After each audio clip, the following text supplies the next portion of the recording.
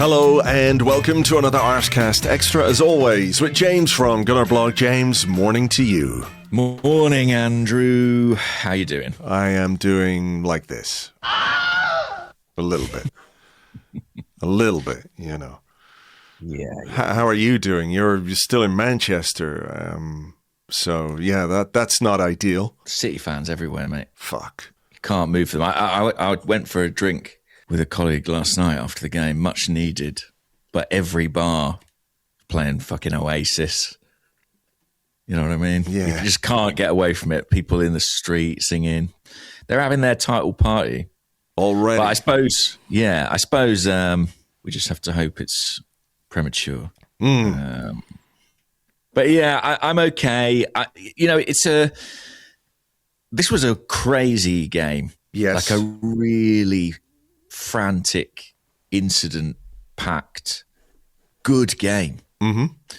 Like I was chatting after the match and Martin Lipton, I overheard him saying to somebody, it's very rare that the game of the season is the game of the season.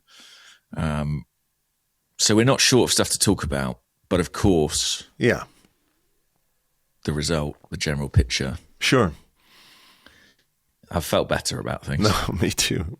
I will say, and it may sound counterintuitive. I'm sort of vacillating between like, ooh, maybe, and oh fuck, and then ooh, you never, bollocks. You know, I'm sort of in that realm at this moment in time. I can say, as counterintuitive as it sounds, that despite the head-to-head nature of this, and despite the momentum that City have, and despite, you know, how the pendulum has swung, I was going to say back towards them, but certainly towards them with this result, I felt worse after Bournemouth, you know?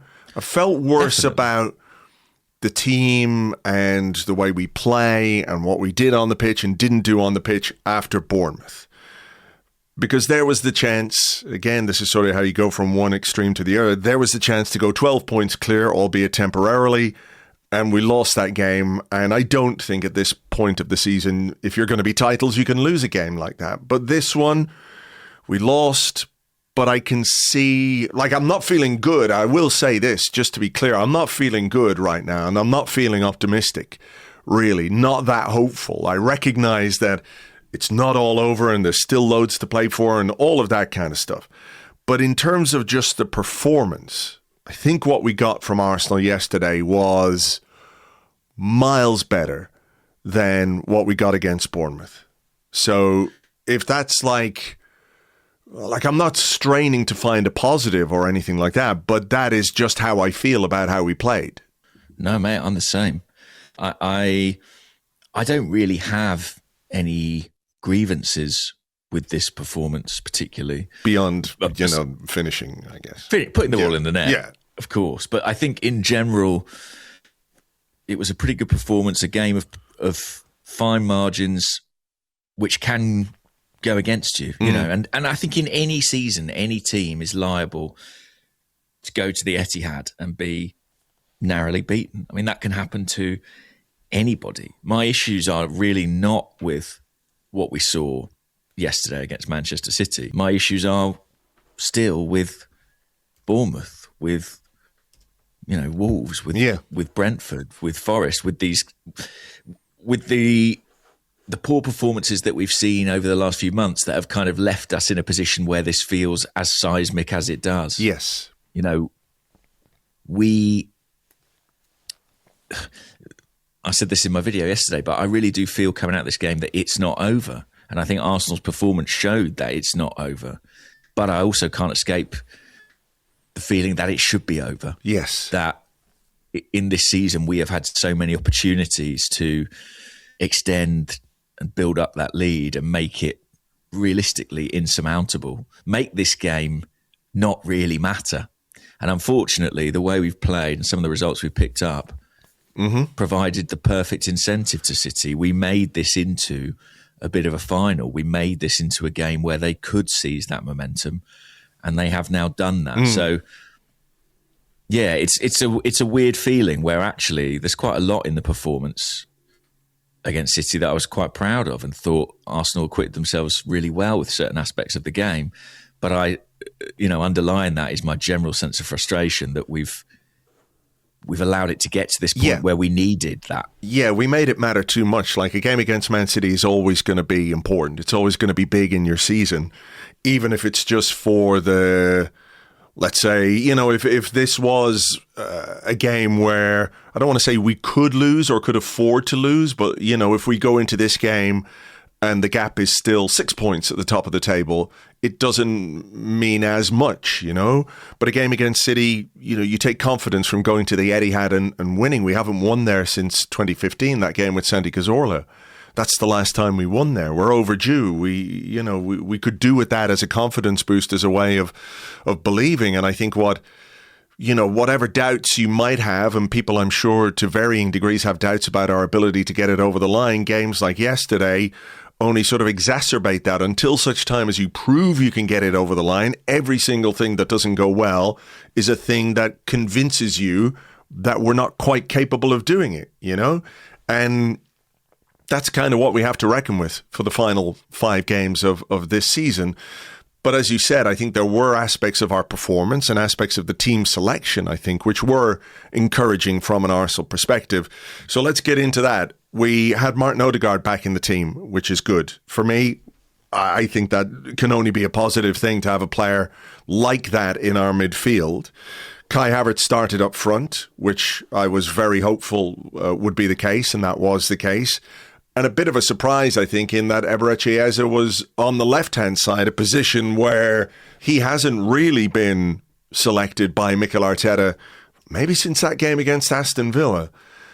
But he got him into the team, and I think, whatever regrets we have about this whole season, the fact that we haven't been able to play Odegaard and Eze together, whoever we play up front or wherever we play either side of who's up front.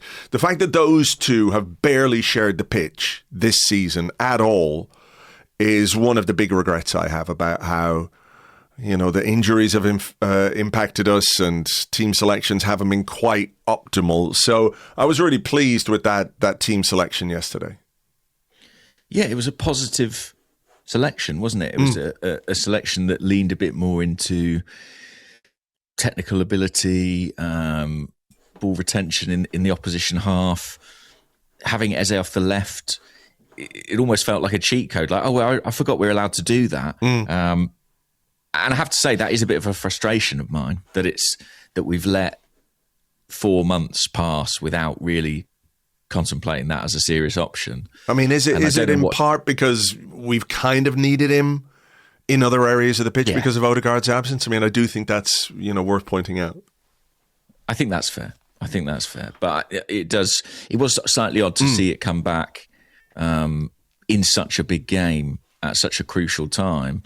But I liked it. And Havertz was a big call. I mean, I think this is probably the first big game where you would say Kai's been deemed ready to start over Victor? I mean, there have been games in the course of the season where Jesus has started or Havertz has started, but it's always felt a bit more about rotation, really. Whereas I think this was kind of an indication that Mikel thinks Kai is ready for this sort of game. I mean, I think I said this to you last week or maybe the week before. I think, if everybody's fit, imagine that crazy scenario where everybody is fit and healthy and ready to go. Like in any big game, I think Mikel Arteta's preference up front is Kai Havertz. For any game, we absolutely have to win and also have to exert some control in the opposition half. There's no question in my mind that it will be Kai Havertz over Victor Gyökeres every single time.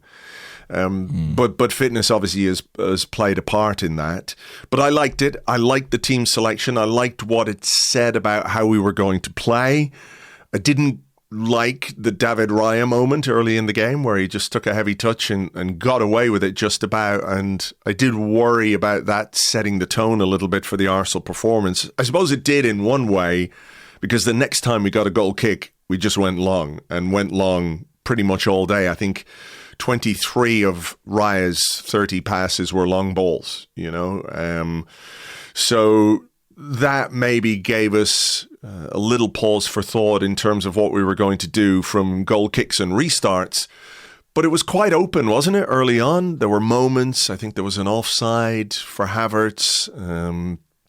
There was a chance for Havertz, which was blocked behind for a corner, an Odegaard pass. And then City scored, which is kind of the way it feels it always goes against them. It's like, oh yeah, you're doing okay, and then they score an early goal. I'd have to look this up, but they seem to score early goals against us quite a lot. Like the one at the one at home earlier in the season was very early as well, wasn't it? It was like 10 minutes they in, hit something the post, like that. didn't they, after 5 minutes as well. So Cherky, and that was a rocky couple of minutes. Gabriel, I think, was quite adept really to kind of dip into it, and if it hit him 2 inches lower down his arm, he would have been in trouble. But it was a block with his shoulder, so he was okay. And yeah, they score a goal, which from their perspective is one of huge individual quality. I'm not going to argue with that. I think Cherky's really a special player. I think Mikel Arteta, when he watches it back, will probably have some reservations about the ease with which he kind of waltzes through. Where do you sit on that? Are you sort of accepting of, well, that's a great goal, or do you think there's more we could have done? I do wonder maybe if Eze could have challenged for the ball a bit more. It's sort of one of those where there was like a split second where he thought, right, if I commit, maybe I'm going to get caught out of position, so I'll stand my ground and see where the ball ends up and try and win the second ball again. But I think it's one of those where I kind of need to see him at least make the challenge, because it might squirt the ball in another direction. After that, I mean, I do think it is a high quality from Cherky, who is, with the ball at his feet, is really an exciting player, if you want to categorize it as that. He sort of danced through a little bit easy. Gabriel, positioning maybe not brilliant. He sort of sticks out a leg, and Rice is there, and he just sort of skips past him and finishes. I think if an Arsenal player scores that goal, we talk about what a great piece of individual quality it was, more than sort of laughing at the defending. So I think you probably have to give the City man some more credit there than the defensive side of things, which, maybe isn't the case for the second goal that we concede, but I guess we'll come to that. Yeah, I thought about Thierry Henry and his pomp, the defenders that he made look very, very silly. The goal against Liverpool, for example, the one on Good Friday, where we all talk about what an amazing goal that was. He picks up the ball and runs, but if you look at it, I guess if you're a Liverpool player, you're going, why did Jamie Carragher fall over? Why did Didi Hamann just sort of, do a spin and get, So I think you can look at it both ways. Yeah, definitely. But, I mean, it was kind of, it was indicative of the problem you face with City, is that they do have these really game-changing attacking players. And that was an incredible moment from Cherky, 15 minutes in. And you're thinking, oh dear. Yes. But not for long. Not for long, no. I mean, we hadn't really had time to sort of feel the pressure of going behind when we got level. And, City played, was a throw-in back to Donnarumma.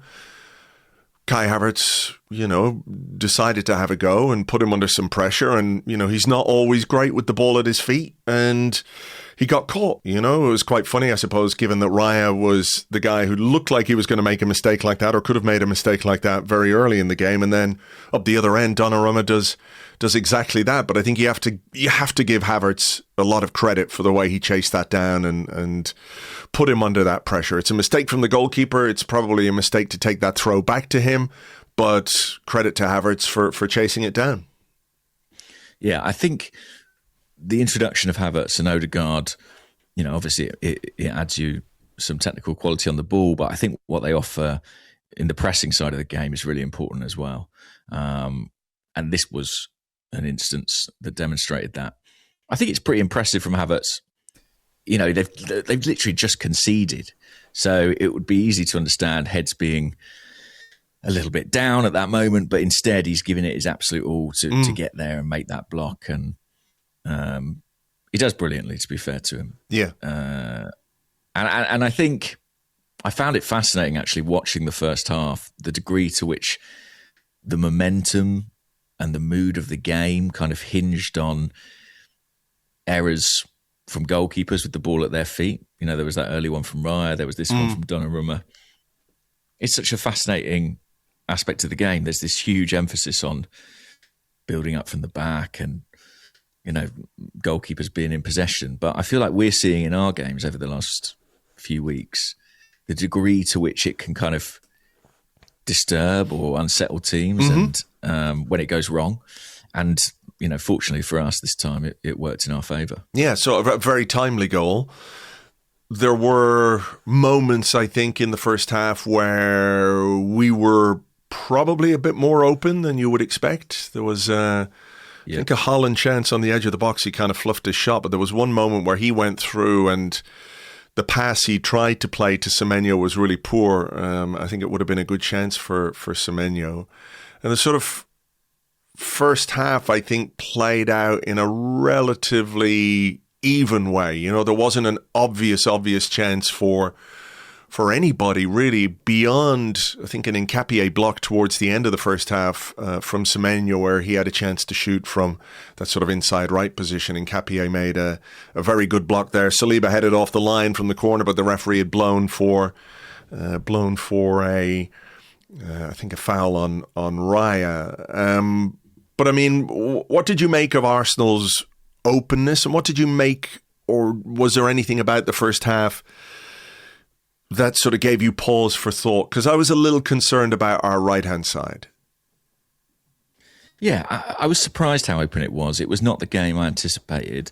Mikel Arteta spoke in the week about wanting to come and win the game. And to be honest with you, I kind of took that as just manager rhetoric. That's what managers say. It's almost impossible to outwardly say, we're coming to play for a draw. But it was quite clear that Arsenal did come with that positive mindset and outlook, and that did leave them a little bit more open at times. And there were opportunities where City had kind of 3-on-3 or 3-on-4 when they broke away. Fortunately for us, their execution wasn't perfect. You mentioned that Haaland pass that wasn't quite right. There were one or two other moments like that as well. It was a finely balanced game, and it felt, I felt like, it's going to be decided by either a massive moment of quality like Cherki's goal or a defensive slip or a mistake. But at half time, I was feeling pretty good about things. I mean, that was kind of job half done, right? 1-1 was a really good result for Arsenal in context.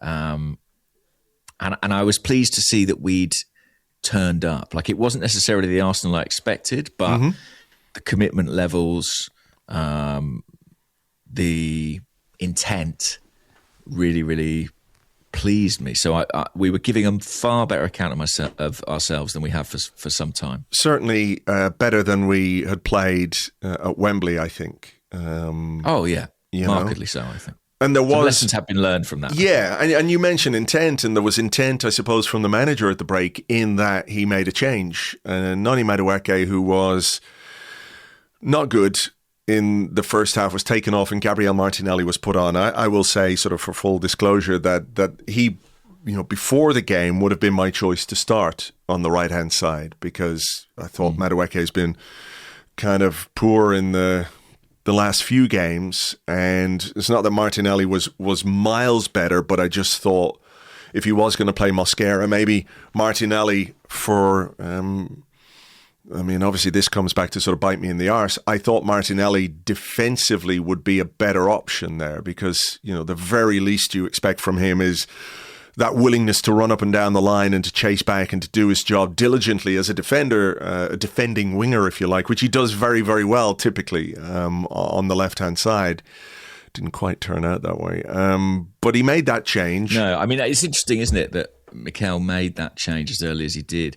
I think obviously Eze going back to the left was partly about Odegaard being available again and having the capacity to do it. But I could also imagine Mikel kind of in his office in the week trying to choose between his wingers and looking at Martinelli, Madueke and Trossard and not necessarily feeling particularly enthused about any of those choices right now. I think that's fair. And Martinelli's first involvement was to give the ball away. He tried to play it backwards, played it into midfield. City went and got a corner. There was a shot from Kuzanov, I think, which was blocked, and then Haaland at the outside of the post. from the rebound, and it was sort of the last thing we needed, because you're making a change. You want that change to have a positive impact. What it actually did was give City a bit of momentum in the opening part of that second half, where I think they were very much on top. I think in the first 10 or 15 minutes in the second half, there was an incident about 10 minutes in when Havertz was played through and went down, and it's one I've seen people talking about a lot. What's your view on that one, where I think Havertz goes down and there's an argument maybe that it could have been a red card? Yeah, I mean, the short answer is my view wasn't the best. It was kind of the opposite corner to me. And I've watched the Sky highlights and the BBC highlights. You won't be surprised to hear it didn't make it into either of those. I guess it was quite an instant-packed game. I must say, in real time, I didn't think it was a foul. But as I say, I have not seen a single replay of it. So I will kind of have to defer to your judgment on this. Okay. I mean, my view on it is that if it was up the other end, and if it was Haaland, we'd be applauding strong defending from Gabriel or Saliba if they sort of leaned into the man like that and sort of eased him out of the way without making a very explicit foul. So I agree. That was my view too. Yeah. In real time. I'm looking at my notes, and 52 minutes I've written Kusanov shoulders Kai off it. Listen, I thought there certainly was one possible red card in the game that we'll come to, but I didn't see this as one. But I guess that moment signalled a bit of a shift in the game. I agree. The start of the second half, that did feel a bit Carabao Cup in terms of how City came out and dominated that period. But then around the hour mark, we had two chances in a minute that I've been thinking about a lot in the hours since the game. I agree. It's sort of like we burst into life. We snapped back into life, because I'm just looking at the live blog, and 58 minutes, I'm saying we're under some pressure here. And in 60 minutes, we have that big chance for Kai Havertz, where I think Eze and Odegaard do well to sort of get themselves into that position. The more I look at it, the more I think the pass from Odegaard could be a little bit better. Sort of forces Havertz a little while. It's a good turnover. I've seen people talk about maybe Odegaard should have had a shot. I don't know what you think. I just think the pass from Odegaard could have been better, but I still think it's a good chance to score all the same. Yeah, it is. I mean, I think we've got a man advantage over them when we win the ball back on the halfway line. My feeling watching it, I have to say, is that I think every pass in the move is just half a yard off. I feel like, I think maybe it's Rice into Eze, and Eze kind of has to come back onto his right foot in order to receive it. And then Havertz makes a run, but it goes to Odegaard, who again kind of has to come back towards goal to receive it, and then he slips in Havertz, but it's just a little bit wide. Just tiny bit too heavy. Yeah, it's one of those where, if Odegaard had been playing week in, week out, I think you just have that little more touch, that little more rhythm, the right weight on the pass.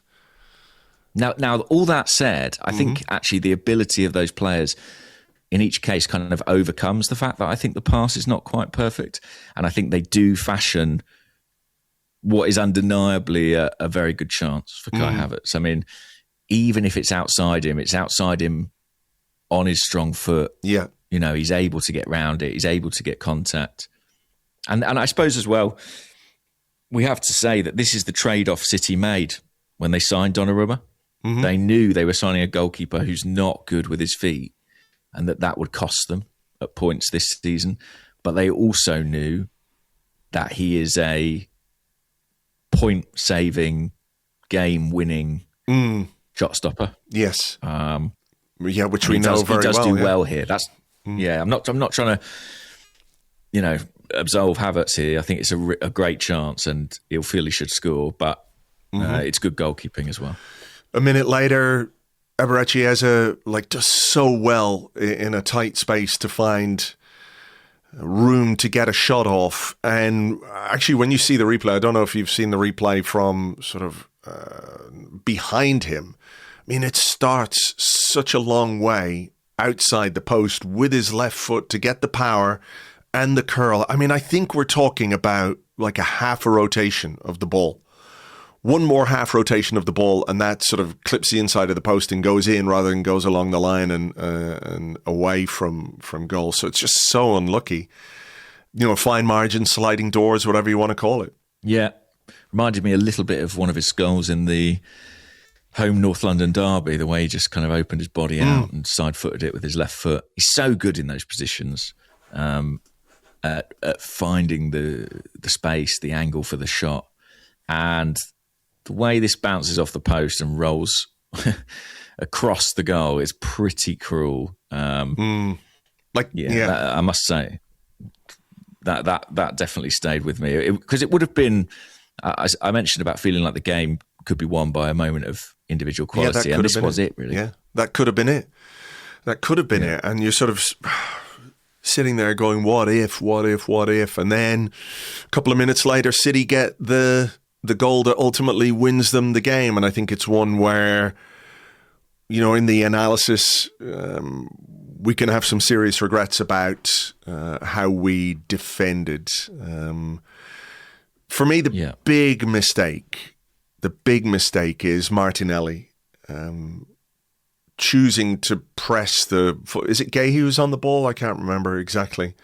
I think it might be Gay who's. I think Donnarumma has the ball in his hands. Donnarumma has the ball, and sorry, not Gahey on the ball, but Gahey is the guy on the outside that Martinelli goes to close him down, and Odegaard is actually shouting at him to track the run of Nico O'Reilly, who's in midfield, and all of a sudden is in midfield with acres and acres of space to run into, because Martinelli has made the wrong decision in that moment, you know. He's having a really annoyingly impactful season against us, isn't he, Nico O'Reilly? Well, I think he's a very, very good player, to be honest. He is, yeah. And his availability in this game was a big boost to City, because he was a bit of a doubt coming into it. And I must say, watching him up close yesterday on that left-hand side, I was thoroughly impressed. But Odegaard knows straight away that the error's been made, doesn't he? He throws his hands up at Martinelli, and to be fair to Odegaard, does his damnedest to get back too. He's right back there in the penalty area. When City get it up the other end, Martinelli doesn't make it. And you know, that left-hand side for City was perilous. You know, there's always so much threat. I can't quite tell how good a player Jeremy Doku is, but I know he's an absolute nightmare to play against. Yeah, I think you can talk about his end product maybe, but the relentlessness with which he tries to cause you problems, you know, it's got to be energy sapping at worst, or at best, rather. Yeah, and I actually thought Mascara did okay, but when you're playing against Doku, it's almost like you start on a booking because you know it's going to come. Do you know what I mean? Like, you're going to make 4 fouls and there's going to be a yellow card. Yeah. So, you know, I think a lot of the threat for City came down that side. They work it relatively well. There's O'Reilly doing what he does, picks it up in the penalty area. Yeah, I mean, I think... Ball goes across the... You know, because he cuts inside Mosquera, Zubamendi has to try and close him down. Yeah. And in doing so, that leaves O'Reilly free. The ball comes through to him. It goes across. Big discussion, of course, about whether or not it's a foul by on Gabriel by Erling Haaland. I must say, Andrew, that hadn't occurred to me. Right. Hadn't occurred to me. There is a sort of clip of how just before he makes contact with the ball, he sort of gives Gabriel a little bit of a tug. For me, this is one where I think the referee understood and rightly allowed these two to go at each other, right? That it's always going to be a huge physical battle between Gabriel and Haaland, as it has been every time we've played them. And sometimes Gabriel has come out on top. Yesterday, I think Haaland came out on top. It's a real case of 6 of one, half a dozen of the other, you know? that they're both at each other, they're both grappling, they're both pulling. I don't think there's any way, if the referee is allowing those two players to be as physical as they are with each other, he can say in that moment, right, no, that foul is worse than that foul, or this grab is worse than that grab. I just think Gabriel lost the battle against Haaland yesterday. Yeah, and look, there were many battles along the way that he won or that Saliba won. I've got to say, it was pretty enthralling to watch Haaland up against those two centre-halves. And obviously, I don't take any pleasure in the way it turned out and with Haaland getting the upper hand with the winning goal. But I did think, wow, we're probably watching, certainly one of the world's best number 9s against two of the world's best centre-halves. And it made for, as it always does, a kind of fascinating duel. Listen, I sort of liked the way the referee managed it and sort of said, I'm going to let things go. And I think that was kind of fair. I've watched it back just now while you've been talking. I don't think he can blow up there. I don't think it's even necessarily clear who's initiated what. And there's so many incidents through the game where you'd have to stop and start it so many times for a foul. Sure. I think Haaland's just a bit.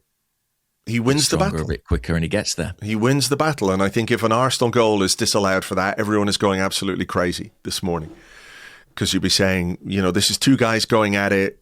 Why is that a foul now when we've put the ball in the back of the net? I understand the instinct from an Arsenal perspective to say, oh, that should be a foul, but I just, I think sometimes you just have to hold your hands up and say, we didn't do quite enough defensively, and I think that was the case throughout that goal. Gabriel did hit the post. There was a header, it came off the hip, I think, of Nico O'Reilly. And Mikel Arteta made a couple of changes then. So another incident where, I think Donnarumma was kind of beaten there, but the ball came back off the post and was cleared away. Mikel Arteta made a couple of changes then. I think White for Mosquera made a lot of sense because, he'd put in a big shift against Doku, and it was hard going, and he was on a yellow, so that made sense to me. The other change was Trossard for Eze. I'm curious what you think of that one. Maybe hindsight plays a part. But yeah, I would have been inclined to leave Eze on the pitch, given he just hit the post. And as you said earlier on, in a game where maybe you're looking for a moment of really high quality in the final third, he is a guy who can deliver that. And I would have fancied our chances more had he stayed on the pitch. Yeah, I mean, my first instinct is to say, well, he's not been back that long from injury. But then you look at the fact that Martin Odegaard stayed on the pitch for, did he do the full 90? He did, yeah. In his first game back, and you think, well, if he can, why not Eze? Maybe the physical demands of playing on the wing are a little bit different. Maybe, a type of running that he's less accustomed to. I must say, watching Eze and seeing Arteta on the touchline, while he did play him off that left flank, he clearly still has some reservations in my mind. Like, there was a lot of coaching going on. Oh, yeah. I think so, yeah. Just sort of, I mean, we mentioned the opening City goal. I think when you pick Eze in that position, you have to accept that he's not a Gabriel Martinelli or, someone who is ordinarily going to be very sort of switched on defensively. That's not necessarily his game. I don't know, maybe that was a factor in the change. I mean, to be honest, I find it hard to be too critical of the change because Trossard made our best chance. No, I would have had Trossard on, but I do think maybe I would have done Trossard for Zubamendi and really gone for it in those final few minutes. Like you say, there could be a physical issue with Eze, which would explain it, and managers don't tend to explain those decisions in great detail afterwards, and hindsight is 20/20 and all that. But I just feel like, he comes so close to scoring. Maximize your potential, maximize your attacking potential. Maybe he's worried about losing 3-1, but I don't know. I think I would have just preferred to keep Eza on the pitch and to sort of readjust and maybe try and cause City a few more problems. Then we have the incident with... subject of changes, by the way. Were you a little bit surprised it was 84 minutes before Victor Gyökeres was introduced? Not really. Not really. I think he was always going to be a last throw of the dice kind of a guy. Like, I think if this game is 1-1, he doesn't get on the pitch at all. Like, if we're drawing this game or leading this game, I don't think he gets on the pitch. And he came on, not. And, you know, this is not necessarily a reflection of him, but he didn't touch the ball in the, 12, 15 minutes that he was on the pitch. Not once. So I wasn't that surprised. So, yeah. I was a little surprised, I must say. I thought Kai did really well. And I probably would have left Havertz on in some capacity, but I just thought part of the advantage of having Gyökeres on the bench is that kind of that level of direct running in the game's final stages when it opens up a little bit. And I thought he would get on kind of closer to the time that Trossard did. Whether that would have made any difference, I don't know. I don't know either. But I was just a little bit surprised. I guess as well because there's still that kind of fitness question over Kai, and I didn't quite know how he would hold up and how he would last. Yeah, I'm just trying to look and see. The Gabriel incident with Haaland, by the way, what did you? It was quite a lucky boy, do we think? I think so. I think he's really lucky. Like, you know, the two of them going head to head, yellow card each. There is that movement from Gabriel, however slight. It's not a headbutt at all, but he does, you know, shunt his head forward a little bit towards Haaland. I think 99.9999% of Premier League players in that moment would go down holding their face, and the referee then has no choice but to give a red card to Gabriel. So whatever you think of Haaland, I'm sure people listening to this aren't necessarily predisposed to liking him or giving him any benefit of the doubt about anything at all. I have to appreciate the fact that he didn't produce histrionics that would have got Gabriel sent off. And if he had fallen over, it would have been all on Gabriel anyway. It was silly for him to do what he did. I understand, you know, the heat of the battle and those two have previous and all that kind of stuff. But he was really lucky, I think, to get away with that. He was, and actually, as damaging as losing this game would have been, I think losing Gabriel for 3 games may have been more damaging. Yeah, that's the other. I mean, I hadn't, like, genuinely, that would have been, really bad. It would have been huge. And I think Haaland saves Gabriel really by not going down, and I quite like that. I sort of think it's almost like an honour among thieves thing. You know, there's these kind of unwritten rules of their clashes, and it does almost require kind of a different style of refereeing. But I like that, as physical as it is, as rough as it is, it doesn't feel like deception is a huge part of it. Like if you're going to go, like if you're a big, strong striker and you're up against a big, strong central defender and you want to fight in a game, like, don't want to say it's like a fair fight, but I think in modern football, other players would take that opportunity to ensure that Gabriel got sent off. And 100%. And I think Kai Havertz is on the deck, guys. If that happens, Kai Havertz is on the deck. For sure. Absolutely. And maybe Haaland, maybe some people will look at it and say, well, Haaland's stupid not to go to the floor. Yeah. You know, if you're a Man City fan, you're going, well, why wouldn't you go to the floor? Because A, he gets sent off, and as you say, he gets banned for 3 games. And his comments afterwards were, you know, I won't fall on the floor unless someone really attacks me. You know, I won't fall on the floor as easy as this. Which clearly he came into the game sort of they come in with that mentality, don't they, where they don't want to show weakness. And actually that's worked in Gabriel's favour in that situation. But I liked his post-match interview as well, because he said, I think I was quite surprised it was not a red card and we both got booked. But he very quickly was like, but let's be honest, like, Gabriel's a great player, and I think there is there's clearly deep respect, and it's pretty deep, because on the surface it looks like contempt, but I think, if they were being really honest, I think there is a big mutual respect between those players. For sure. And I think that's probably why he doesn't go down. And he baited him into it a bit as well. Of course. The interaction. Of course. Haaland sort of starts it, Of course, but that's the game. But you can't do that. But you can't do what Gabriel did. You can't. And he's really, really lucky to stay on the pitch. And there was part of me, was just so hoping that Gabriel might get the equalising goal, because I think Pep Guardiola would have exploded into tiny little bits on the sideline. I think he was booked, actually. He was already quite animated. Highly strung. The thigh slapping, did you see that on Yes, TV?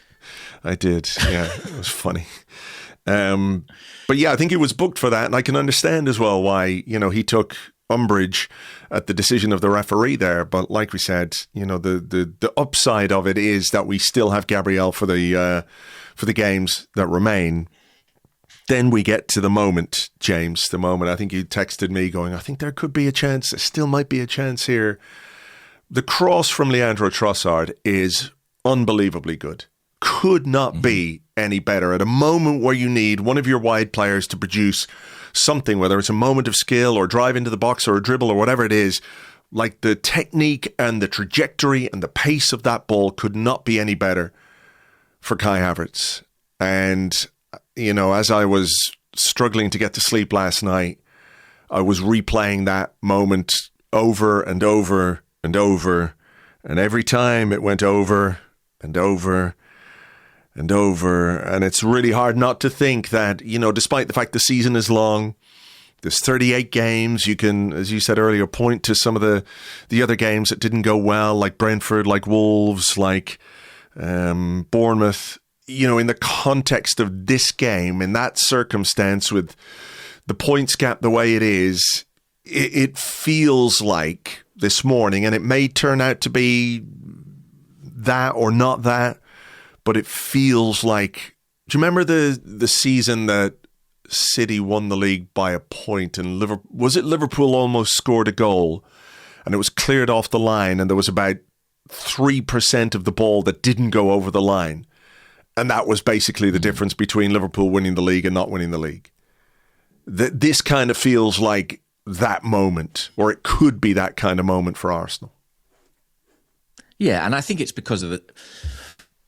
To be honest with you, my personal feeling is I think it's more because of the timing than the ease of the chance. I want to see Havertz do better there. I want to see him hit the target for sure. But I always say headers are hard. I don't think that's straightforward for any striker, actually. But the timing of it and what it would have meant, and what it would have done to us and done to City and done to the table, I think, it's a big moment. It's a big moment. There's no getting away from that. It's a brilliant cross. He gets the timing kind of right, I think. The connection is there, but just the direction is not. I just felt it in my stomach again as I was watching it here. It's just like... Yeah. Oh my God. It would have been a momentous goal. Yeah, it's hard not to think what the ramifications of that goal would have been, where City are on the verge of really changing the momentum, and, I'm not saying it sort of puts a dagger in their hearts or anything, but I think it really felt like something we could use as well, that we could have said... we'd have maintained our lead, obviously, and then you're thinking, right, we snatched defeat or snatched the win from Manchester City, and everyone's talking about Arsenal having, the character to go there and do it and all that kind of stuff. The implications of that goal would have been huge. I just think he's got to get it on target at least. And I think, with Havertz, there's no question in my mind that we played better with Kai Havertz in the team yesterday. That it's not just down to him, but I think he was an important factor in how well we played at times in this game. But for your centre forward, that's got to be the moment. He would have dreamed of having a chance like that before the game. And look, I think as well, when you consider the one-on-one opportunity that's saved by Donnarumma, I think between those, you've got to have the ball ending up in the back of the net. But this was a game, like I say, with a lot of these big moments where it was about the margins and who executed in the boxes. I mean, and I suppose you've got to look at Haaland, right? I mean, what was his... He had 2 chances in the game, basically. He hit the post with one and scored the other. There's a ruthlessness about him and about Man City that won them this game, ultimately. We were not ruthless in the same way. We played pretty well, but we weren't able to be as clinical. And that's the difference on the day. Is that sort of the difference, or what has been the difference for the last number of years, because I don't think that's just an issue for this season. No, perhaps not. And I think there'll be a lot of talk about the Havertz-Gyökeres dilemma in terms of what they each offer you. But I would just say Gyökeres had 2 pretty good chances in the dying minutes against Bournemouth and didn't take those either. 3. So I don't think this is solely a Kai Havertz problem. He had 3 chances against Bournemouth. People forget the header at the back post, which he just completely missed. Which is why it's kind of funny, people saying, well, if Gyökeres had that chance, he would have, I don't see Gyökeres scoring any headers. I don't see him as a good header of the ball. I think the one moment he did have, he was beaten to it by Bernardo Silva. So, they both have their limitations, for sure. But I think if we're going forward and we're thinking about how to play the best kind of football, for me, not that yesterday was a blueprint, but I think what we saw was Kai Havertz up front is a better fit for this team when we have players like Odegaard and Eze behind him, which Gyökeres hasn't always had, to be fair. But I think if we're going to lean into these final games, and what we have to do now is crystal clear, right? I think it has to be Havertz. It has to be Havertz up front. If physically he's able to do it, he's got to be the guy who leads the line from now on. And listen, the finishing deserted him yesterday, did get the goal. I don't know, man. I don't know. I don't know really what more to say about it other than this is a game that I think Arsenal will have some real regrets over, not just because of the result, but because of the opportunities we had to get something from it. I think we'd be feeling worse in a different way if we'd gone to Man City and when City went 2-0 up, for example, in the Carabao Cup, we didn't really lay a glove on them. I think Calafiori had one shot, didn't he, that went wide or clipped the post or something like that. But that was it. But this was much better, I think, from an Arsenal perspective. So I don't know if that makes anybody feel better or worse. Is it worse to be just crap, or is it worse to be quite good and crap in one aspect, or, not at the level in one aspect? I don't know. I mean, I said coming into this game, I could see any outcome. And actually, the game that we got, you probably could have got any outcome.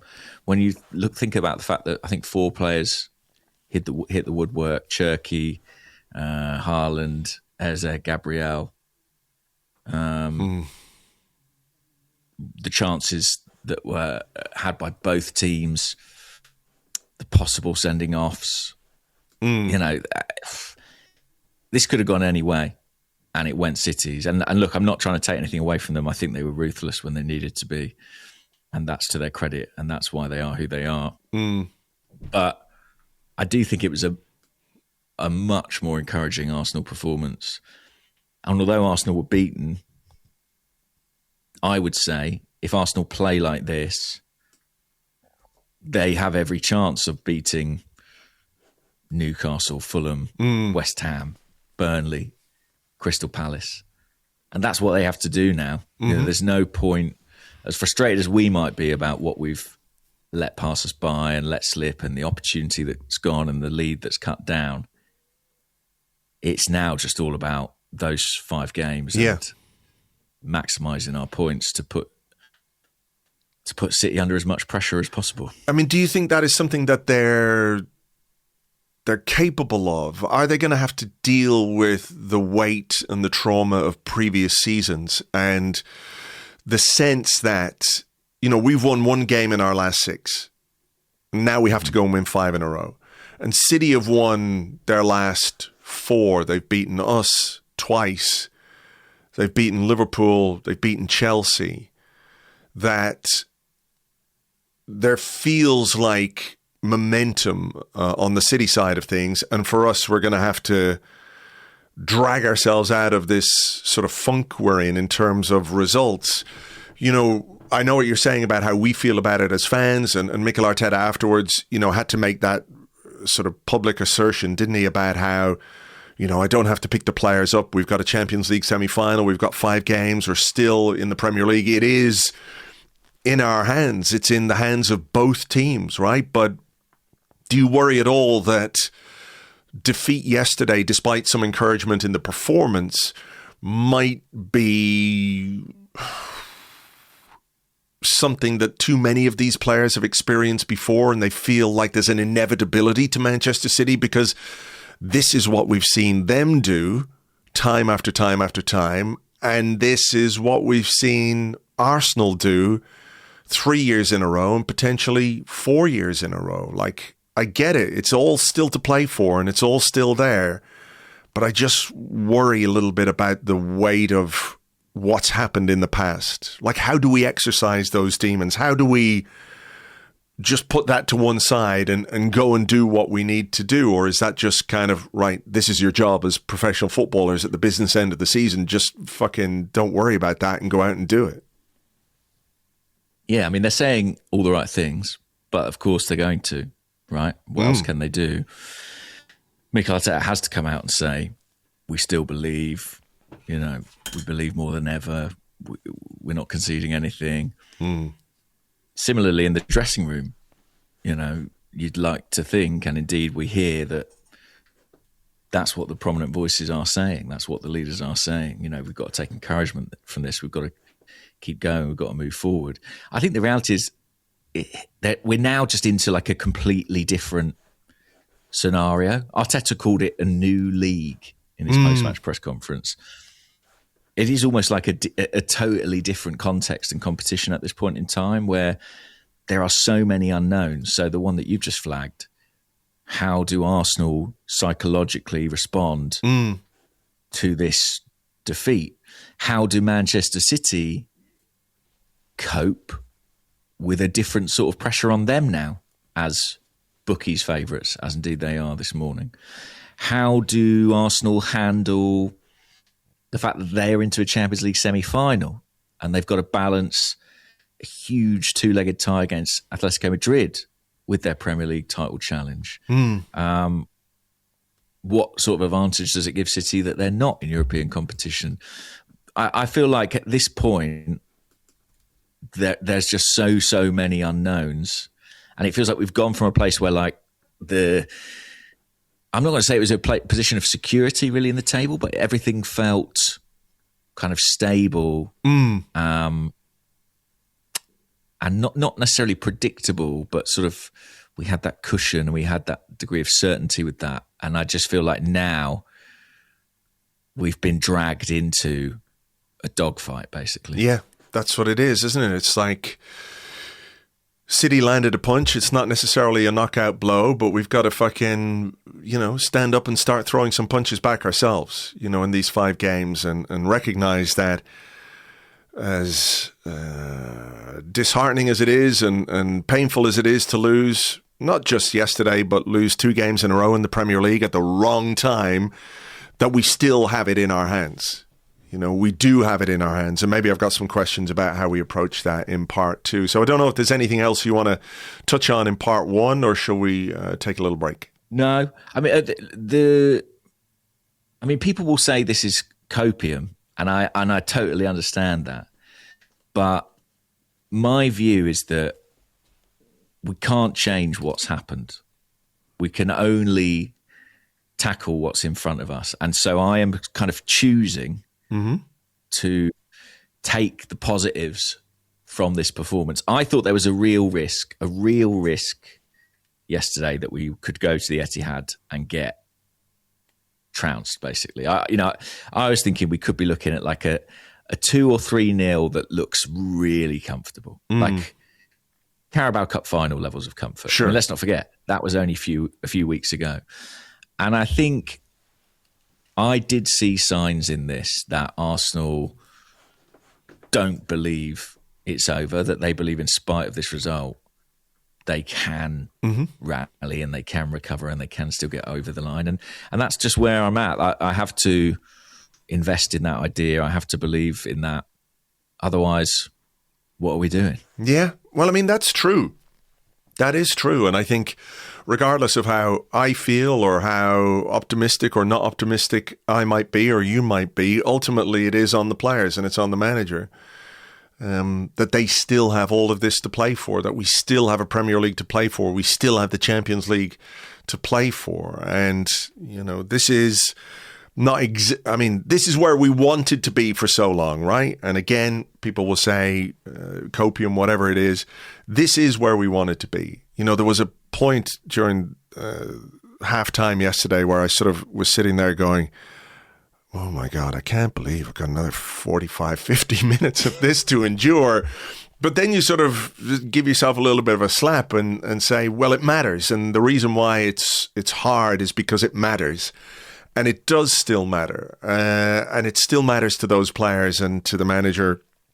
And, regardless of how we feel as fans, it's what they do and what they produce or what they can produce in these final few games. So let's hope that in this new league, in these last 5 games, we can find a way to do what we need to do. But let's see. Right.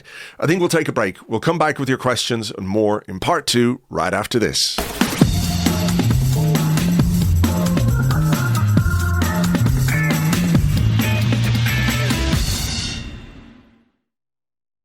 Welcome back to the Arsecast Extra. This is part 2 of the show where we answer the questions that you sent to us on Blue Sky at gunnerblog.bsky.social and at arseblog.com. Also on the Arseblog Discord chat server if you are an Arseblog member on Patreon.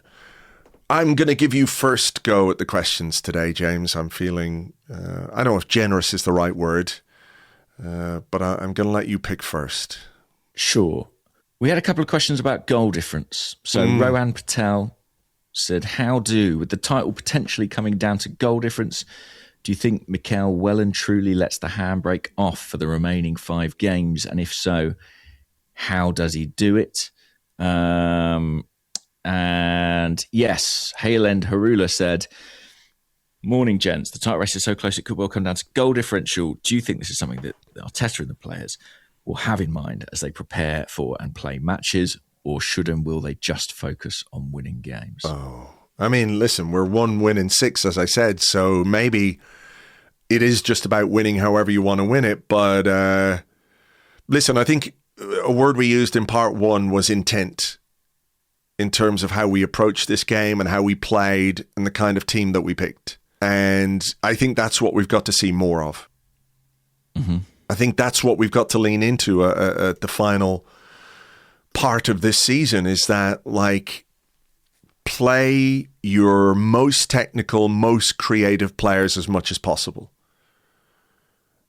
And for me, that's just the obvious way to do it. I mean, I think we actually have a problem on the right, to be honest. Yeah. In the absence of Bukayo Saka, who doesn't sound like he's going to be back anytime soon.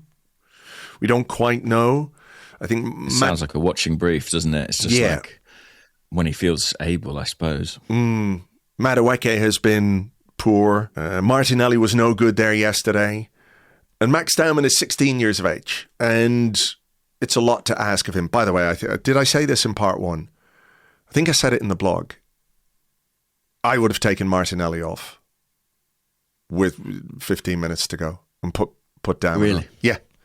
I think he was bad.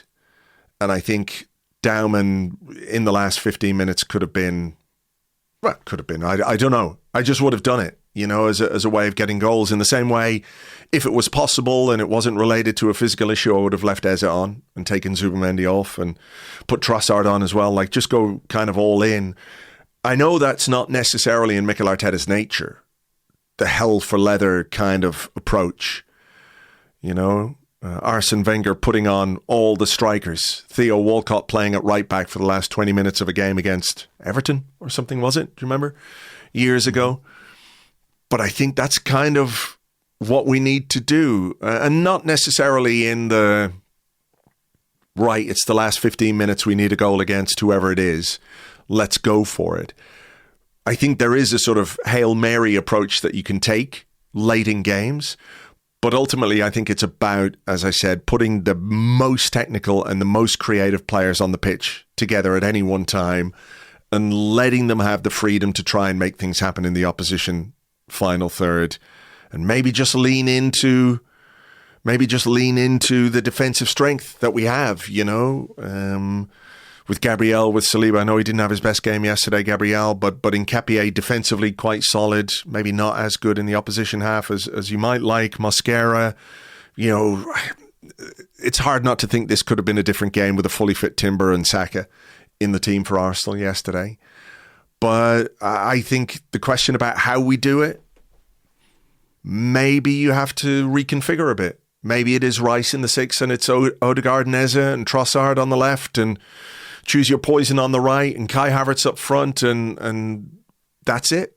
That's kind of how I would like to see it. Whether or not that's something Arteta leans into or not, I'm not sure. But you think more broadly, just win for now on the goal difference front? Yes. Yeah, I mean, like I said, it's 1 win in 6, so we need to start winning again. The points are the most important thing, but if we can, listen, maybe it's too much to ask for this team to become a goal machine, but I think it has to be part of the equation, part of the conversation, doesn't it? I think so. I mean, I have to be honest to say, I don't see us outscoring City in the remainder of the campaign. I think we've got a 1-goal lead in the goal difference as things stand, but if they beat Burnley by a couple of goals in midweek, then that will disappear, that advantage. Is that another psychological aspect of what we have to deal with? Potentially. I think we've just got to try and win 5 games. But I think our best chance of winning those games is to be more positive in our approach, as we were at the Etihad. And I think, finding a room for Eze and Odegaard is part of that. Probably going with Havertz leading the line is part of that. I agree the right side is a bit of a problem. It's having both Timber and Saka out on that side is causing us issues. I think you saw yesterday that defensively our fullbacks are adequate, but we miss what both Calafiori and to a lesser extent Timber offer us going forward. I have a slightly different perspective on the Down thing, just as a sort of side note, which is that I feel that I feel like the use of Max recently, for example, the Bournemouth game, the earliness with which he came on has felt at times a little bit desperate, like a little bit just a roll of the dice, basically, on a guy who is massively talented, but still very much learning the game at this level. And I haven't felt wholly comfortable with it at certain times. Like, as good as Max has been in flashes, I think Mikel's almost, to my mind, I've felt like he's gone to that option a little bit too quickly or impetuously at times. I know others disagree and people want to see him play more minutes.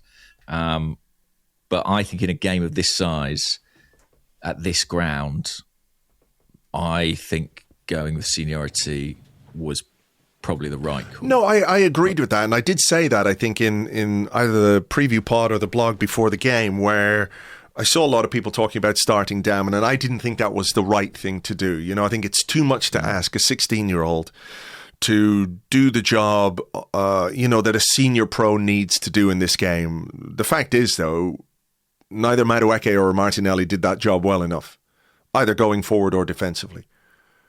Right? So I understand where you're coming from completely. I just think that in the last 10, 15 minutes, as ruthless as that would have been, I think it would have been ruthless rather than desperate to take Martinelli off. Halftime sub being taken off in the second half is a hard one. Yeah. But I think I would have done it. I do think it's an interesting discussion point, though, because you remember at Liverpool earlier in the season when Darwin was only 15, and he brought him on at Anfield at 15 years of age, ahead of Trossard and ahead of Ethan Nwaneri, who was on the bench that day as well. Ethan Nwaneri, who almost got into double figures in goals from the right-hand side for Arsenal the previous season, and he brought Max Dowman on. I mean, is that just another example of Arteta being desperate, or is it Arteta sort of seeing something in Dowman that he thinks could be really useful in certain games? Yeah, like if he's prepared to do it at that age, if he's prepared to do it when he's 15 early in the season, I sort of don't understand why he was reluctant yesterday, but there you go. I mean, I remember about Anfield, my feeling at the time was Darwin had that run of winning penalties. He won I feel like he won a couple in pre-season. He won one against Leeds very early on in the Premier League season. And I think maybe he was just sort of hoping that if he gets into the box, a bit of trickery, he can buy a foul. But he has all the evidence. He works with him every day. He's seeing him in training as compared to Madueke and Trossard and Martinelli and others. So who am I to question his judgment? I suppose I've just felt a little uneasy at a time when the team has been struggling and we're looking to senior players to sort of steady the ship and pick us up and carry on. The regularity with which Mikel has felt compelled to turn to Max Dowman. I mean, maybe that's an indictment of his teammates as much as anything, but I don't think that's a good sign, to be honest with you. I don't think, when you think about what we've spent in attacking areas and the number of options at our disposal, I don't know, to be honest. I'm not quite sure what I think. I just know that he's been used more than I anticipated, and I haven't always, and particularly against Bournemouth, I was like, I don't think this is the right change. And yeah, I mean, the one against Bournemouth felt like a sort of like making a double change. He was going to make two, and then he sort of quickly added down into the mix. I felt a bit like it was done for the crowd, to be honest with you. I felt like it was done for a lift. That was my honest feeling. I mean, is there anything wrong with that? I mean, sometimes you have to try and, I don't want to say play the crowd, but you know what I mean? That if you are trying to lift something, then how do you do it? How do you inject that bit of,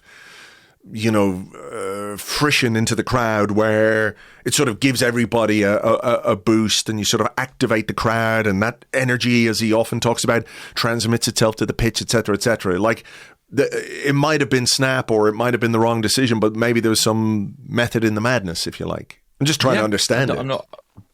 Don't argue with that. I think you might be right there. It's about dynamics sometimes and making the change that can lift the team or lift the atmosphere. I think I'm not necessarily articulating this particularly well, but I just, the sort of degree, reliance would be too strong, but sort of, I feel like if you've got a good squad that are going to win the Premier League, I'm not sure any 16-year-old should be getting as many minutes as he's been getting. That's honestly what I think. Okay. I think it is a lot to ask, of a 16-year-old that he becomes the sort of the great hope of rescuing a season when, as you say, there are more senior players out there who should be capable of contributing more. I think it's my question. We had a couple like this. Brianar Emil on Blue Sky. Why do Arsenal players always seem to run out of steam physically and mentally in April, while Man City's team seems to get stronger at the same time? And on the Discord, Non-Flying Dutchman, similar question. Why do you think we falter around this time each season? Is it injuries caused by Arteta's lack of rotation, or is it about the players being nearly men rather than winners? Do we have the leaders? It does seem to be a common theme. It does, yeah. I think we're up against a manager and a staff who are kind of expert in this. And time after time after time, they deliver a squad that peaks at the right point. Like that City 11 that we faced yesterday, I think I'm right in saying is the same, with the exception of the goalkeeper, the same 11 we faced in the Carabao Cup final, and the same 11 that demolished Chelsea. I mean, we're into the run-in and they've got a consistent team. Now, I think we're all hoping that changes in midweek because hopefully Rodri's out for a period. He went off yesterday with what looked like a groin issue. But yeah, they nail that year in, year out, and we don't. And I think it's fair to ask questions of the training methods, the sports science, to ask why is it that we get into April with players who look tired or players who are unavailable and our rivals don't. What do you think? I mean, I think you're right. You know, there is a level of expertise at Manchester City where their players do look fitter and stronger and faster and quicker and more able at this point of the season than ours. Maybe they just, eat all the right vegetables. I'm not sure. Well, yeah, what I'm saying is I don't believe it can be coincidence anymore. No. It's too many years. You know what I mean? But for me, I think the obvious one from our perspective is squad building. That this year we built a big squad to give ourselves the best chance of going the distance. But some of those players haven't really been involved. I mean, we talked Norgard last week, right? Rice and Zubimendi have had to play almost every minute of every game in the Premier League because Norgard, in the manager's opinion, whatever anyone else thinks, me, you, or anyone listening, whatever we think, in the manager's opinion, is not good enough for Premier League minutes because he's only played 56 minutes in the Premier League all season. Yeah. So the knock-on effect of that, obviously, is fatigue. I mean, we talk about Rice, I mean, touch wood, they're not injured. But I think the style of play, the relatively small squad, the fact that we have some injury-prone players or players who've been badly affected by injury. Like Martin Odegaard was not injury-prone until he got that big injury last season. And then this season he's been, I don't know if you can even say injury-prone because he had two, freaky injuries, right? Where he fell on his shoulder and obviously hurt himself in that sense. And another one where it's just a sort of a clash of knees where, oh God, that could be a bit sore. I'll run that off, but it kept him out for ages. And then another sort of hyperextension of the knee. Just, I don't know. Saka not being available as much as you wanted this season. And Saka maybe looking perhaps as much as anybody like the player who has suffered most from the amount of minutes that he's had to play over the last number of seasons, right? Havertz out for a long time. Jesus out for a long time. Timber's been out. White's been out. Calafiori's in and out. We just have too many injuries or too many players who suffer from injuries, and that might be down to the manager, the way he uses them, what he asks of them, how he trains them. But I think as well, if we have more cover or more quality cover in certain positions, then we're probably better able to cope. But, as much as Man City peaking at this time of the year is not a coincidence, Arsenal struggling at this time of the year is also not a coincidence as well. And that ultimately has to be a question for Mikel Arteta. Yeah, I think so. And the medical department, the performance department. I think it's absolutely fair to ask that question. On the kind of depth question or squad building question, I must admit, my sympathy for Mikel Arteta is in relatively short supply on this, only because I know players have been out, but I do feel, and he mentioned at his press conference, it was like the talent they have available, the talent we don't have available in certain areas. And fullback's part of that as well. It's important to remember. But I just feel like if you've had a summer where you've spent 65 million on Gyökeres, 65 million-ish on Eze, 50 million on Madueke, like the best part of 200 million quid on attacking talent who are available, I sort of feel like as a manager, you can't complain too much, to be honest. Yeah. That's massive expenditure. It is. Is it good expenditure? No. Okay. I was going to say we can debate that, but the debate's over. I think the debate is over. I mean, I think, we spent the money. I just don't think we spent the money particularly well. I think we also, if we're going to be critical of that, and I think it's fine to be critical of that because, we're nearly at the end of the season. So we're not sort of, the idea when you sign a player and everyone goes, oh, not that guy. Like we saw with the Madueke stuff, for example.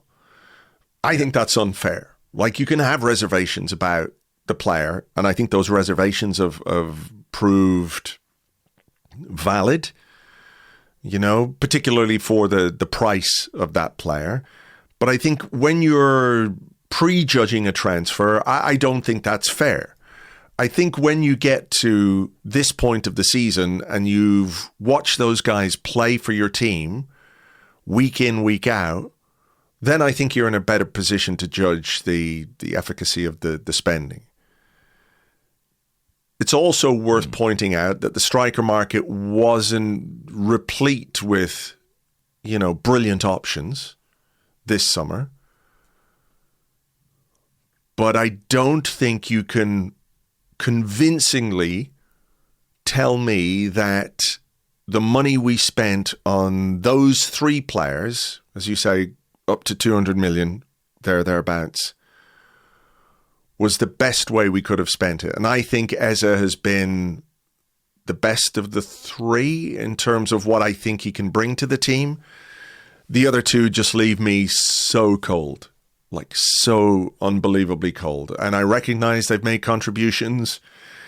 I just don't think they are of the quality.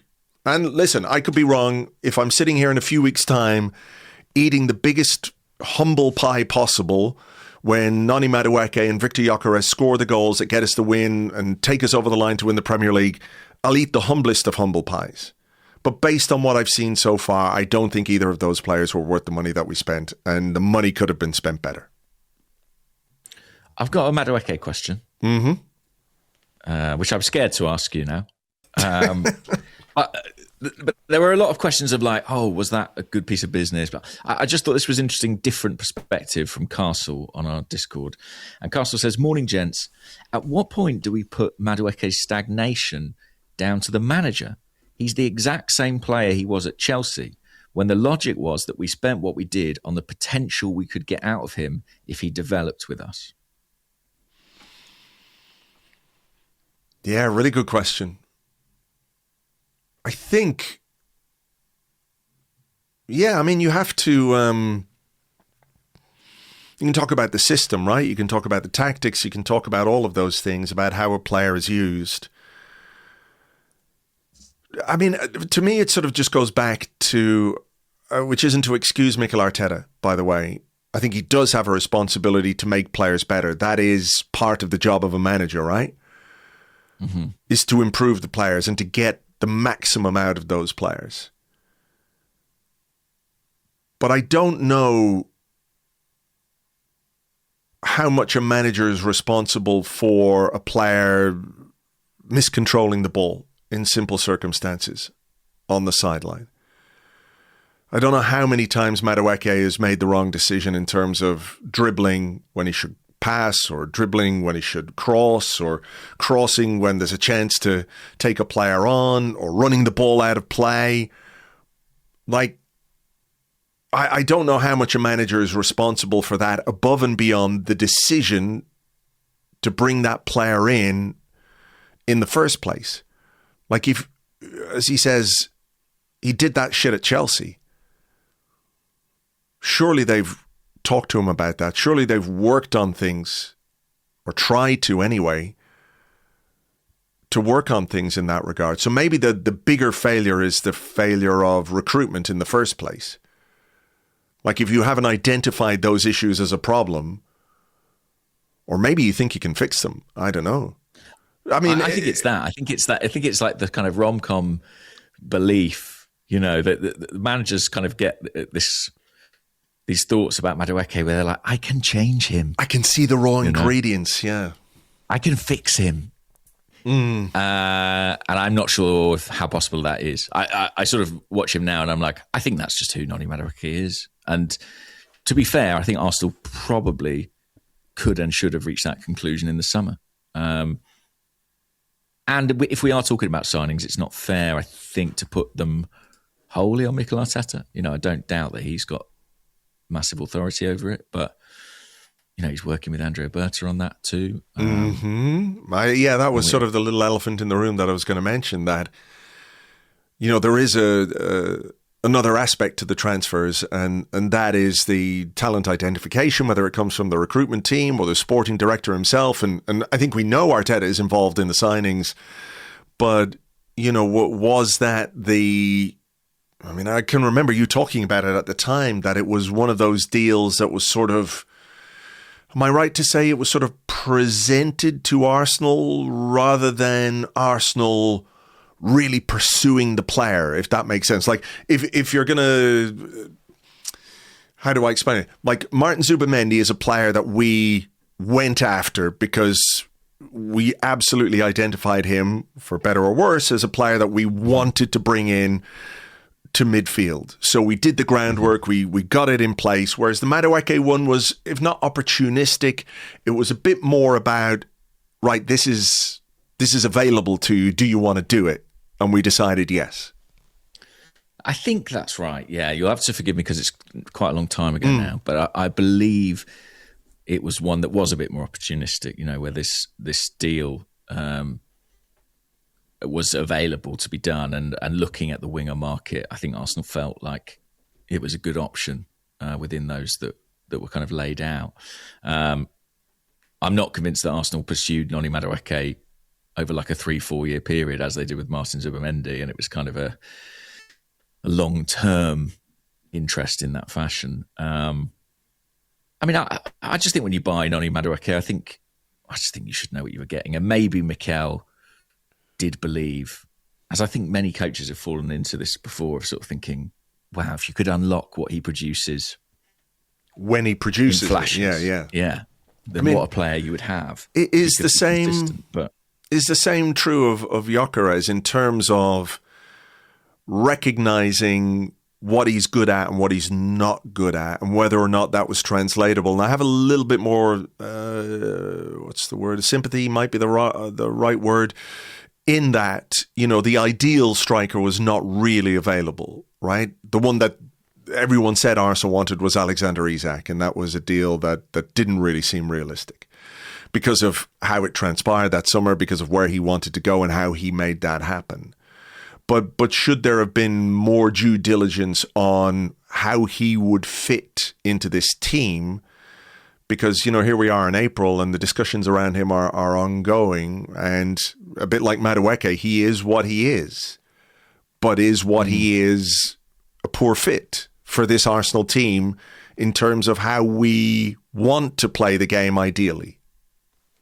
Well, I think he's even more what he is. I think he's 3 or 4 years older than Noni Madueke. So I think even less likely to kind of develop and evolve. And that presumably was part of the thinking, that you're buying a finished product. You're buying someone who is ostensibly ready-made.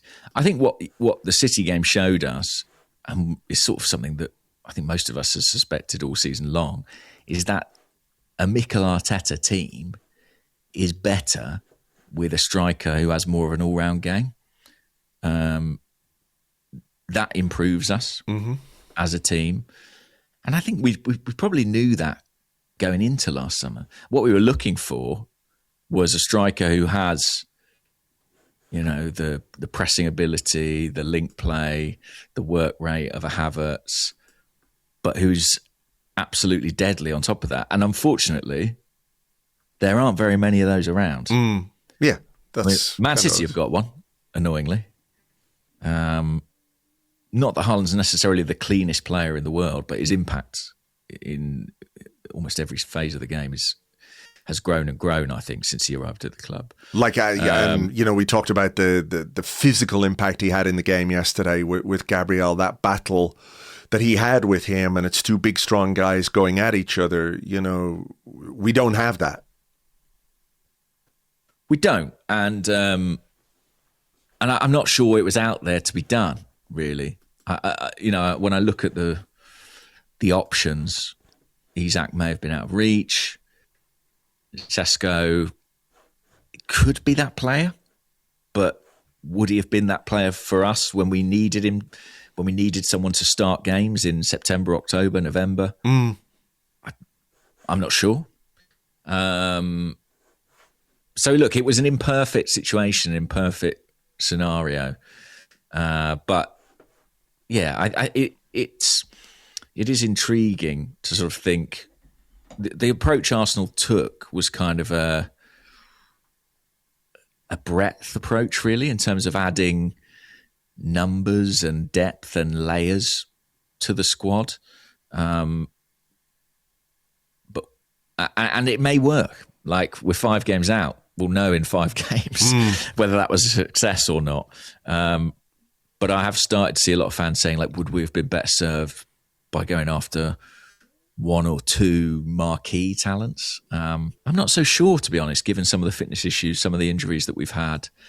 I think when you look at like the goals we've had off the bench this season, I think the depth largely has served us well. But I do understand the focus and the debate on some of those individual signings because, they probably haven't quite made the impact that people anticipated. Sure. Yeah. I think it might be your question, actually, mate. Is it? If not, I've got Oh, one. yeah. Let's see. There's a lot of questions about what next, but I can't do the what next questions until there's clarity. What about this one? I've got one. Is that okay? right? Yeah, sure. Mazzaruni says, are we reaching Zinchenko status with Calafiori? Good player, never fit. Potentially, yeah. Potentially. Yeah, I mean, file under Zinchenko, Tierney, Partey. There have been others, right? Yeah, Jesus, I guess. Jesus, yeah. Yeah, as you say, I think the 2 fullbacks we had yesterday defensively were all right, but there were a couple of moments in the second half. Like, there was a moment, I'm only just remembering it now. There was a moment in the second half, and again, I think it was about, I can't remember when it was, but Nketiah got down the left, and Martinelli was free over on the right-hand side.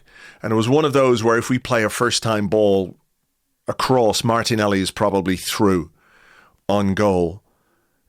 And Nketiah cut back, and I don't know if he kept the ball or gave the ball away or whatever. I remember looking at my TV thinking, just a bit more vision in that area of the pitch.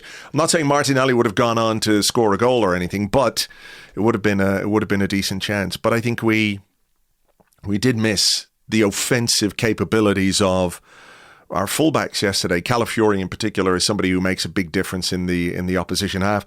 I think as well, for the frustration that we've had at times of seeing Jurriën Timber in the line of attack, right, on the edge of the box, he has got quite a few goals this season. So yeah, he certainly gets forward. Yeah. And threatens in a way Mosquera isn't going to. He had one decent overlap, didn't he, Mosquera, I think, and got a cross in that was cleared by Kusanov. What was the question? Calafiori. It was about Calafiori, yeah. I mean, we've seen Mikel Arteta lose patience, I think, with players before who suffer injury problems. And I almost think he's been willing to make Calafiori a bit of an exception because he is an exceptional player. Even when we signed him, there were definitely people within the club who were warning about his injury record and that potentially being an issue. But I think Mikel overrode that because he was such a believer in the talent. But I do think we are approaching a bit of a crunch point with it. And he adds so much to our game from an attacking perspective. When he's absent, I think you do really feel it. I mean, one need only look at the two left backs in the game yesterday. You know, the diversity of threat that O'Reilly adds. And it's not like it's not like he can't defend as well. And he's 6'3" and very physical. Nketiah has won me round to an extent. Like when he came in, I was a bit underwhelmed, and he made a brilliant block yesterday. I can see that he's a fantastic character and a really solid defender. Yeah, he is. But at the same time, I feel like, God, you don't get much for 50 million quid these days, do you? Like, he's not, in my mind, he's not a special fullback. I have to be honest about that. Like, I think he's done well. Yeah. But he's not adding and sort of, you know, the way the game's gone, where a lot of the time you're looking at your fullbacks to add another dimension to your game. I don't think he's ever going to give you that. I think what he is a fantastic defender. I think like his defensive instincts are excellent. Like apart from the block he made on Semenyo in the first half, there was another one in the second half where he came across almost to the right back position, to the back post, where he read the game and he read the danger and he got across and he snuffed it out. I think defensively, he's really, really good. Like I think if that game is 2-1 on 60 minutes, you sort of take Calafiori off if he's playing and you put Nketiah on to give yourself greater defensive solidity, right? Or maybe not at 60 minutes. If we're winning, sorry. But I agree that in the opposition half, he doesn't really have the ability to cause problems to those around him. And then there's a bigger question, a bigger debate about like, well, is that what you should expect from a fullback? But to some extent, as you said, it's what made City effective in the Carabao Cup final with Nico O'Reilly and in this game yesterday where he was involved in that second goal. And it's probably why, to some extent, the breakthrough of Miles Lewis-Skelly last season felt so beyond him being a Hale End guy. You know, it felt like this is the kind of player you need to be able to do things in the opposition half or in the opposition final third, even if there were, and I think are, some questions about Miles defensively, right? So it's about the balance, I think, of that position and that the profile of player that you have there. So I don't know what we do with Calafiori is that guy. Yeah, he is that guy. Absolutely is that guy. And I think as well, I think when we talk about him, we talk about the offensive part of his game, but I think in the first part of this season, he had found the sort of sweet spot between defensive solidity and attacking threat. Like, I think he was really, really good until he got injured.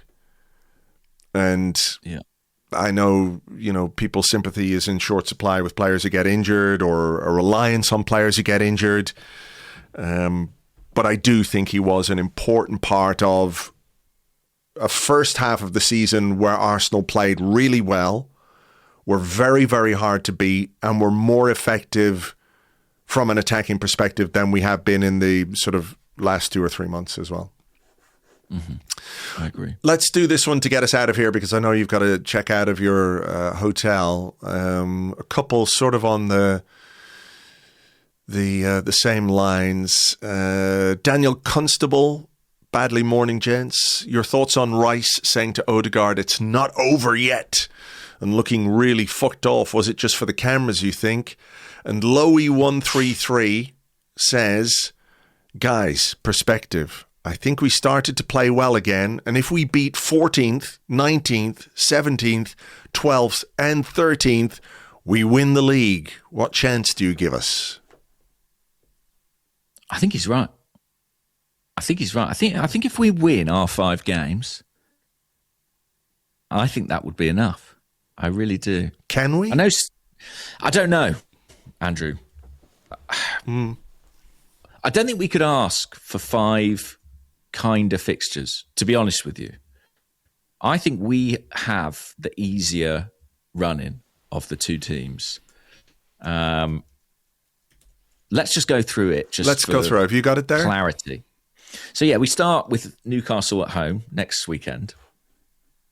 Then we have Fulham at home, which is admittedly sandwiched between the two Madrid games, which I think is a factor to consider. West Ham away, Burnley at home, Palace away. I think West Ham, they're in a relegation scrap, aren't they? Yeah. So that adds that. It's when you get to this point in the season, so much is about who's got something to play for. Yeah. In those final few weeks, they almost certainly will be fighting for their lives. Palace is an interesting one because ostensibly they could be on the beach by then, but the table is so compressed right now that they could also be playing for Europe. Might they also have a European final to prioritise? That is true, and they were also out celebrating that, weren't they, on Thursday night, when is celebrating that their progression to the next round. It's on the 27th of May is the Conference League final. So the game against Palace. A few days after our game. Yeah, so it's Sunday 24th is the final game away at Selhurst Park. And then they could potentially, I really hope they have a European final on the Wednesday. Because Mr. Glasner, you've got to prioritise there, right? Play the kids. Play all the children. Yeah. Yeah, I mean, how do you feel about that fix? I think that's, as I say, pretty favourable for us. I mean, it could be a lot more difficult. No two ways about it. I don't think at this moment in time, given the way we've responded or not quite responded to the pressure, I don't think any of those games you would say, is a dead cert for Arsenal. Not the way we've been playing of late and not what's at stake. And we still have to sort of prove that we can show some bollocks, really, and go and win those games, But we could be playing a Liverpool, a Manchester United, a North London derby away, something like that. I think they could be more difficult fixtures. What about Manchester City then? What have they got left? So they've got Burnley away in the week. 7-0. I don't hold out a great degree of hope for that one. Burnley were battered this weekend, weren't they, by Nottingham Forest. So I'm not feeling great about that. They then have, let's have a look. FA Cup semi-final against Southampton at home on the Saturday, and then on Monday night they've got to go to Everton to the Dickinson Stadium. Yeah, but they've got a nice big rest there. They've got basically 10 days off between those games. Oh, right. Sorry. Yeah. Yeah. They don't play that weekend. So we've got they may jump ahead of us if they beat Burnley midweek, but then we play 2 home league games before their next league game. So we have an opportunity to get ourselves out in front and reassert ourselves a bit. So then they go to Everton. That's a hard game, in my view. Could be. That is a tough fixture. They host Brentford. They go to Bournemouth, which again, I think is tricky. They host Crystal Palace and they finish the season at home to Aston Villa, who, to be honest, may well be nailed on for the Champions League by then. So might be less. Ain't no way Unai Emery is doing us any favours on the final day. Just not. Well, I mean, as funny as that would be, I don't see it. So, but yeah, I look at the Everton game and the Bournemouth game and I think I'm not convinced that they'll take 100% of those points. But then it's down to us really as to whether or not we can take 100% of the points and win 5 games and score goals that might make goal difference, less of an issue or whatever it is, I mean, we're 1 in 6, as you've said more than once, Andrew. So it seems absurd for me to say, yeah, I think we can win 5 in a row. That does seem ambitious, but we're sort of at the point where we may have to. No, we definitely have to. I think we do have to win all 5 games. I don't think there's any way we win this league unless we win all 5 of those games. and we've got to win the next one. I mean, the Newcastle one is absolutely huge. If off the back of 2 consecutive Premier League defeats, we play Newcastle and don't win, if the players haven't already cracked, I think that would push them over the edge. I just think that would be such a tremendous blow. I don't think we would recover from that. I agree. There's clarity anyway, isn't there, about what's required. And maybe, I don't know if I'm just trying to convince myself or stay the right side of things. Like I worry, I'm concerned. I think I said to you last week, if we lose at Man City, I think their momentum will be too much for us. But maybe you can turn a page after the Man City game. Maybe that's why Arteta said this is like a new league. Maybe that Man City game was looming on the horizon for so long, and now it's sort of like, right, fresh start. And go for these 5 games and see what we can produce. But the reality is we're going to have to play a lot better. Maybe the other thing is that, this as a run of form for this team this season is kind of the worst run of form at the worst possible time, but also not necessarily representative of what we've done for most of the season. So there is hopefully the ability to sort of lean into what we've done much better and produce those results. But like right now, I don't know. It's all up in the air. They're putting us through it, James, I think is the only thing I can say at this point. They are. It doesn't have to be terminal. I think if we don't do it, it may be for many of us. Mm-hmm. I'll come back to where I started. Like, my frustration isn't with yesterday. That was a decent performance, a decent showing. It's perfectly understandable that game can go against you. The manner in which we've kind of blown the lead that we had built up, or that we had the opportunity to build up, is maddening. And I have huge sympathy with people today who are like, I'm not ready for the positives, who are just like, grieving the opportunity that's passed us by. That's kind of, where I am with it. But I also can recognize that football is a weird, strange game that can twist and turn, in the space of seconds, let alone 5 games. So I do think there is a scenario where we have to sit down and have a very serious conversation about what next. But until such time as that's clear and we still have this to play for, like, I'm not telling anyone else how to feel, but I have to sort of recognize or try and lean into the idea that at the end of the season, we talk about this as a hell journey that ended, really well for all of us. And we feel fantastic about that. But we never want to go on that kind of journey ever again. You know what I mean?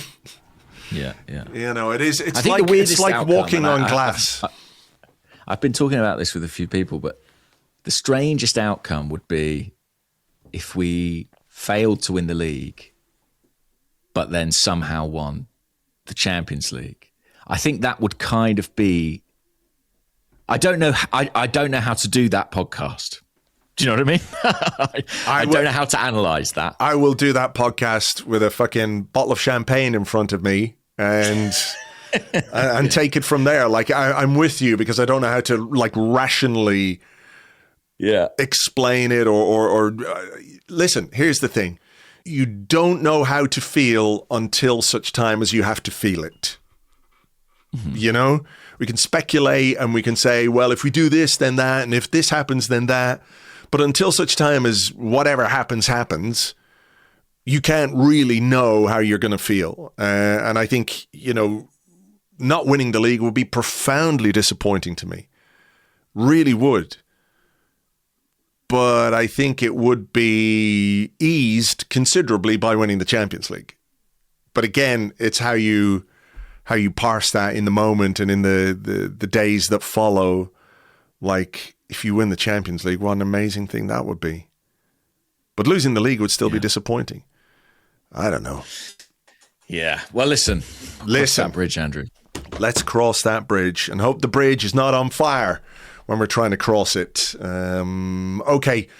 we'll leave it there. Let you get back to London. Safe travels to you. Thank you to everybody for listening. Thank you for all your questions, as always. Sorry we can't get to more of them.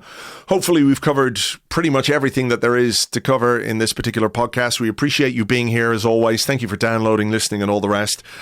For now, take it easy, folks, and we will catch you on the next one. Bye-bye.